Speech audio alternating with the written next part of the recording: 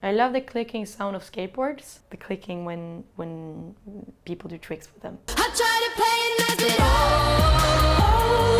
but don't kill my vibe.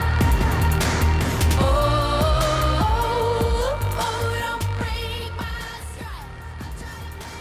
I guess my sound it's very pop, but I think it's a bit left field. That's what I've been told at least, and it's quite aggressive, but it's also very, we can say like raw and honest and sometimes vulnerable. But I think that's important for my music, that I want it to be full of contrasts. I start mostly with melodies, and I have a lot of voice memos on my iPhone, and I also write a lot of notes on the Notes app. Where I have all my ideas and I just write down sentences about things I think about. And then I come into the studio and I usually work with other people. We usually start with just playing piano, and maybe we start producing a drum rhythm, and then we just layer it. But it's important for me that every song that we write, it works on piano. So I always come back to the piano and check if it's a good song. I think that's like the ultimate test. If the song works on piano, it's a good song. Well, I think my goal is that my music is the type of music that will make people stop and listen.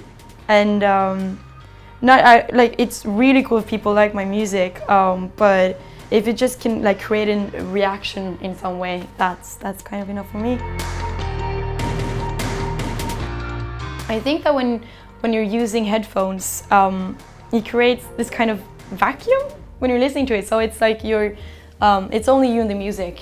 And because when you listen to music on a stereo like sound system, you still have all the other sounds around you, from that maybe like the streets or the sound of cooking or friends being there. But when you're listening to headphones, it's you and the artist. And that's a special thing, and I think that makes music even more connected with the audience. So I like to listen on headphones, really.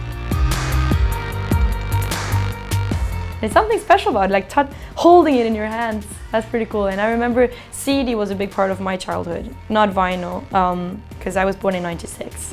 And I still remember like looking at photos when they had every artist and bands. They would have like pictures from the studio from when they made the record, and I thought that was really special.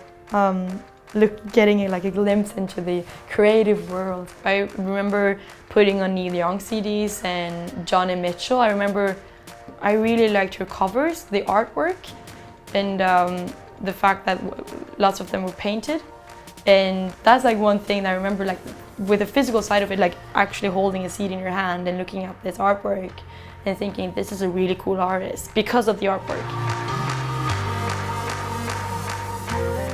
I love Carole King, even though the production is very old school, but I love it. It makes me feel like a natural woman.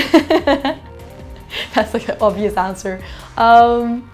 She's very, very, very good. I discovered her because I watched the musical of her in New York, the Carole King musical, and I'd heard about her before, but I hadn't listened that much to her.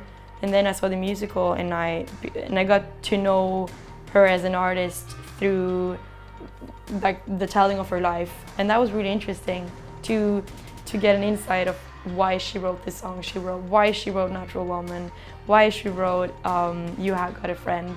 Such brilliant songs. And I think what I love about her is her voice, because it's so laid back but still so strong.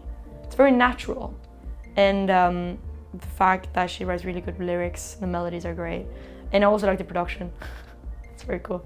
And I love that the way they recorded it back then, because this is like a long while ago, and the fact that Natural Woman still feels like a banger in 2017, it says something about the song. Don't kill my